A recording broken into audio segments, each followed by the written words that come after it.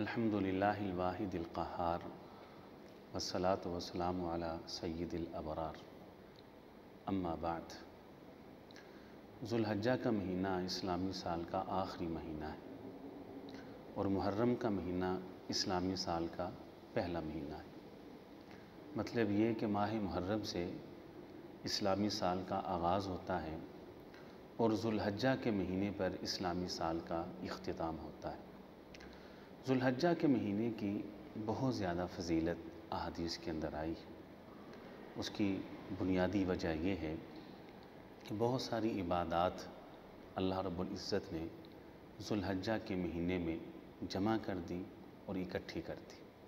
number ایک، مسلمانوں کی ایک بہت بڑی تعداد حج کے لیے مکہ مکرمہ حاضری دیتی اور عرفات کے میدان کے اندر ننگے سر کھلے آسمان تلے دو ہی چادروں کے اندر ملبوس اللہ کی بارگاہ کے اندر وہ حاضر ہوتے ہیں، اور مسلمانوں کی ایک بہت بڑی تعداد ذو الحجہ کے مہینے میں جو حج کے لیے نہیں جا سکی، وہ اپنے گھروں میں جانوروں کو ذبح کر کے قربانی جیسی نیکی کرتے ہیں، اور ان کے علاوہ جو قربانی نہیں کر سکے وہ ذو الحجہ کے مہینے میں جن کو ایام تشریق کہا جاتا ہے، ان میں اللہ اکبر